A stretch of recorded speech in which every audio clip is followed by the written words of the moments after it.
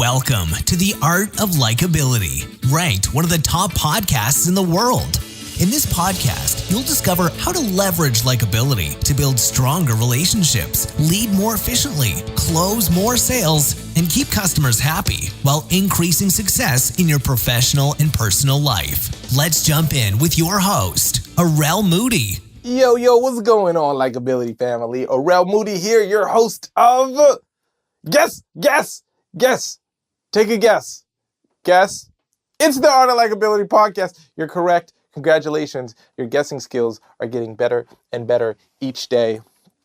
And I think it's because you listen to this podcast. So I appreciate you. I appreciate all you do. I appreciate the lives that you impact. I appreciate what you do to make a difference every single day. And this podcast is helping you make a difference every single day. Now, I want to give you some high-level strategy in having conversations with people. This works really well for dates, okay? Now, here's the good news. We did an episode, our last episode was actually on dating, and it was interesting because I had a gentleman reach out to me and said, I was going to skip the episode because, I'm in a happy relationship, so I don't need dating. And then he said, I'm so glad I actually listened to it because this content isn't just for dating. It really, really isn't. It's applicable in all areas of your life. You just need to know how to use them. But if you understand the psychology and the thoughts behind it, you can use it as you need it, okay? So let's talk about a very deep strategy. You can use this on dates, 100%. You can use this in normal conversation. You can use this just trying to connect with a friend, right? So whenever you're speaking to someone, if you want to build a good rapport or a good relationship with them, it's really good to ask them questions that will cause them to get into a positive emotional state of mind. A positive emotional state of mind. So thinking back on things that mean something to you positively causes you to get into a positive state. Now, here's where it's interesting. And it causes you to have the person attribute that positive state to you. So here's what that means. This is a huge principle of the Art of Likability, that the emotional state that people experience when they're around you is the characteristic trait that they assign to you. Super, super important. So if I feel like a jerk or stupid when I'm around you, I'm going to think you're a jerk and you're stupid, right? So if I can get people into a positive state of mind, if I can get them thinking and feeling happy, warm, positive, good feelings, and I was the reason that those feelings came about, even though I didn't necessarily create the feelings, just because I brought them about, they actually almost subconsciously or below conscious, or whatever is the right term, get attributed and assigned to you. So here's how this might work. Let's say you are talking on a date or you're meeting someone.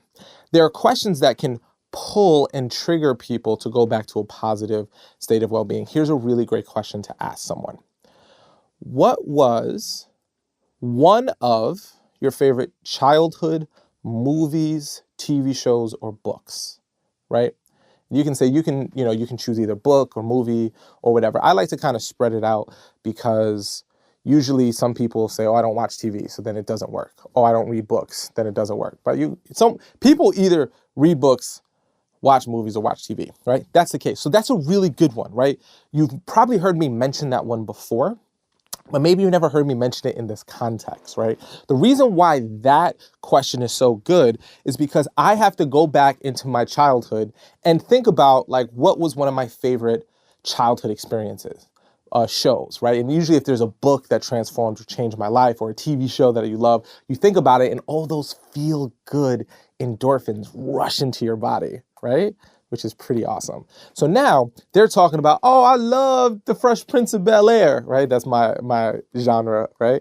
And then I start talking about what's my favorite episode and, that kind of stuff and what you think about it. And now I'm getting into this positive emotional state. And now I'm attributing that positive well-being to you, right? So another one might be, is one of my favorite questions. It's a funny question, but it actually creates great conversation. I'll ask people, if you were stranded on a desert island and you could only eat one cereal for the rest of your life, but you love that cereal so much, it would be okay, what cereal would you eat? And then people start thinking, oh man, because the funny thing about cereal is people have a kind of an interesting relationship with cereal, I've noticed. They either A, still eat it every day, or it was more of a food they ate when they were a kid and not really a food that they eat when they're older. But for some reason, cereal brings super positive feelings. People think about, the flavors, the colors, the smells, drinking the milk when it was all done. By the way, do me a favor. If you're listening to this, tweet me at Arel Moody and tell me, what is your favorite breakfast cereal? Just hit me up with, y'all, I be digging that Cinnamon Toast Crunch, dog. Hashtag cinnamon. I don't know why you had hashtag cinnamon, but you get what I'm trying to say. So if you find yourself on a date, that first kind of awkward conversation, like, what do I say? How do I kind of break the ice, right? We give you tons of that. And by the way, we have an online course. If you haven't gotten it yet, you should totally get it. It's amazing. It's called How to Start and Keep a Conversation Going with Anyone. It works really well. Like if you have a date coming up and you want to be like a communication genius and feel like you're the most like eloquent talker in the world, you definitely want to get this course. If you got any networking events or industry conferences that you're going to, and you got to figure out how to like get the conversation going, interject yourself in, you're going to want this. It really is an amazing course. So if you go to artoflikability.com, that's www.artoflikability.com, you'll see that course. I just really highly recommend it because it's just so friggin' good, right? But this is a key mental state. A key mental state is, how do I put my subject, the person I'm speaking to, right? That's the word subject, I guess, into a positive emotional state. So a very simple thing to ask yourself are, what are the things that you enjoy, right? What are the things that bring back memories? So maybe ask a question like, hey, did you ever like go to summer camp when you were a kid? Or did you ever, go on vacations? Like what was the first, you ever left the country? What was the first country you visited, right? So having people talk about travel or summer activities, asking like, hey, I know this is a weird question, and sometimes because I like to ask questions that aren't normal. So if people aren't used to hearing these questions, it might strike them as like, whoa. So don't expect to just ask this question and everyone knows the answer right away. Just give them some time to think. So a good softener is to premise it with, let me ask you a weird question. Or let me ask you a question that maybe you haven't been asking in a long time. Something like that is really a good premise. And then you ask questions about, positive, things that are easy and positive. Easy and positive. So another great question is like, hey, tell me about a mentor. Who's someone in your life that's made a difference in your life? Who were they? What was it about them? What did you appreciate about them? That's a really, really good question because it's different than what's your favorite color? What do you like to do for fun? Like those are kind of stupid questions, honestly. Like you should never really ask, like if you ever ask, what do you like to do for fun? You should just imagine me shaking my head in disgust, running at you like a safety on a football field and cracking you as if I did a safety blitz on the quarterback and the offensive line was not ready for the blitz. And me being the defensive all-pro safety that I am, I just cracked you with the illegal hit, helmet to helmet, putting you into the concussion protocol. That's what I want you to visualize if you ever ask, what do you like to do for fun? Don't do that, is what I'm trying to say. Don't do that. Not a good question. Boring question. It's a question that people expect and they hate it. Because sometimes people are like, I don't know what I like to do for fun. But they do. You just have to ask in a different way. So here are some questions I want you to ask, okay? Favorite TV show, movie, or book as a child, right? Favorite cereal. If you have a cereal every day, you love it so much. What is it?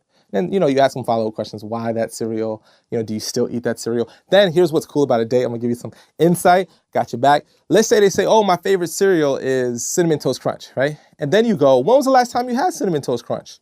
And they'll go, oh, man, I eat it every day. Or I haven't had it in forever. Whatever the answer is, if you want to be super cool, you can give that person a box of the Cinnamon Toast Crunch as a gift. Either mail it to their house or give it to them the next time you see them at the end of the date, right? Like, so like have it in your car. Because if on the second date you go, yo, I got you a gift, and you give them a big old box of cereal at the beginning of the date, they're gonna be like, where am I supposed to put the box? Like, I appreciate this, but where do I put the box? This is like a good but a bad gift.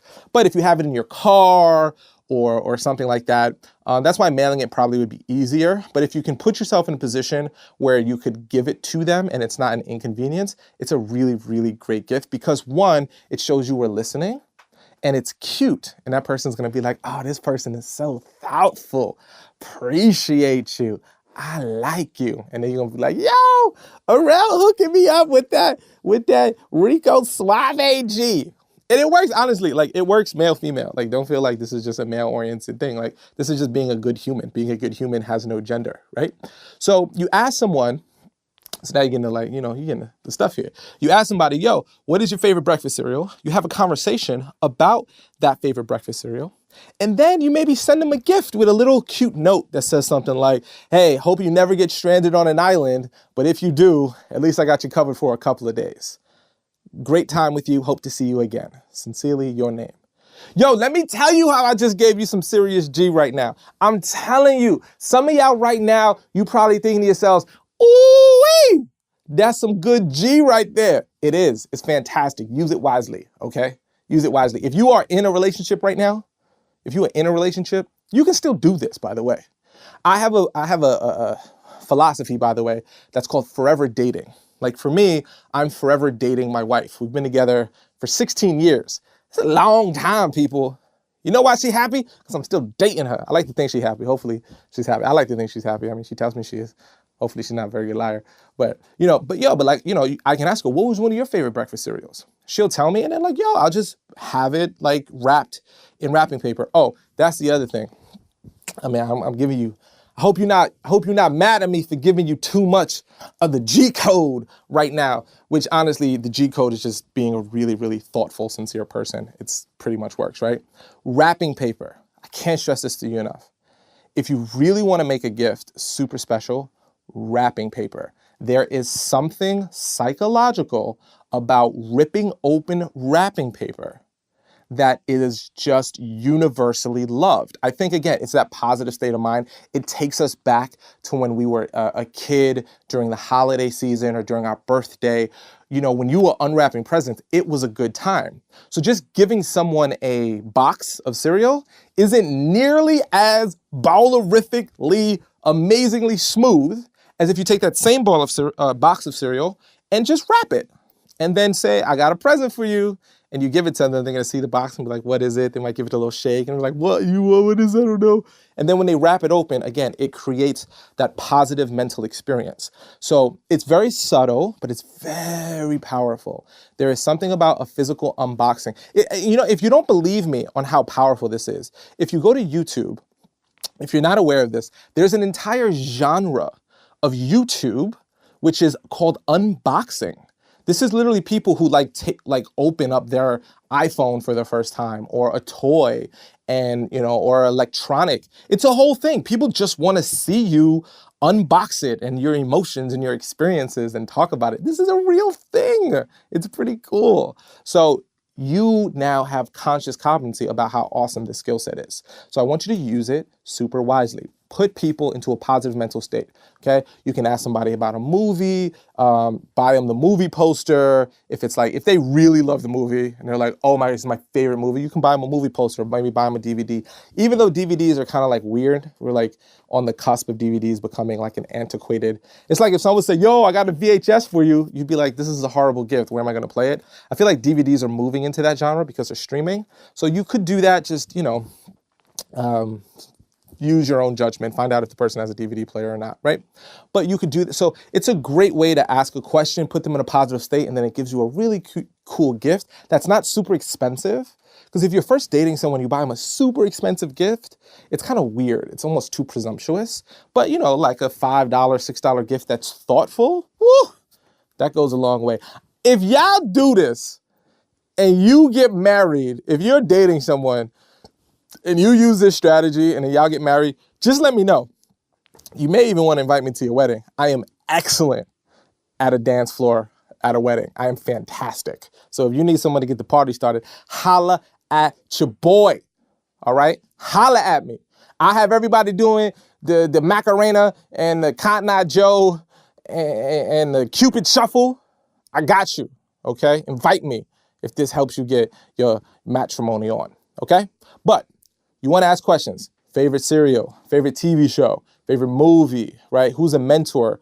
Well, what did you do for fun in the summer when you were a kid? Like, what's some of your fondest memories of the summer? But if you just say a generic question, like, what's one of your fondest memories? It's a stupid question. Again, imagine me with full pads running at you at full speed using an illegal hit to put you in concussion protocol if you ask a generic question. You got to be specific to make it easy for the person to answer. Does that make sense? Y'all with me? Say, oh yeah, if you with me. How come you ain't say it? Say it louder than if you did say it. Thank you. Thank you. I'm with you. All right. So I hope this was helpful. I hope you use the strategy. Again, the main idea is to put people into a positive mental state. When you put people into a positive mental state, they will attribute that positive mental state to you. Whether the memory of their childhood has nothing to do with you because you weren't there, but because you brought it up, they assign it to you. Then it opens up the doorway for you to maybe give a thoughtful gift based on their answer. So now they have this positive memory, they have this positive experience, right? And then you give them a little trinket, a little something that shows that you were listening. Only good comes from that, okay? So I hope you use this and apply it. So if you are single and you're about to go on a date, use this strategy. If you are in a relationship, still ask these questions and provide that as a gift to your significant other. It works. If you're in a friendship and or a client, honestly, even a client, like if you're building a personal relationship with a client, you guys are chatting, you can use this too. Super awesome, okay? Hope this works. Hope this helps. I know it will, but it won't help if you just listen to me and go, oh, snap, that's G-Code, Playboy, and you don't do anything with it. That's not going to help you, all right? This information won't help you. The implementation of this information will absolutely change your life. Absolutely, okay? And again, if you haven't done so yet, get our online course, how to start and keep a conversation going with anyone. You can go to artoflikability.com. That's our main website. And there's a link on the top menu. Just click, get it. Trust me, you'll love it. There's a money-back guarantee. You got nothing to lose. I promise you. It's the goods. You're going to like it, okay? So hope you enjoyed this. Hope it was super awesome and helpful. Wishing you an amazing life because you deserve it, because you're worth it. I mean that. You are awesome. Thanks for listening. Make sure to subscribe to our podcast, The Art of Likability, and reach out with any questions you have. Until next time, remember, my friend, you are awesome.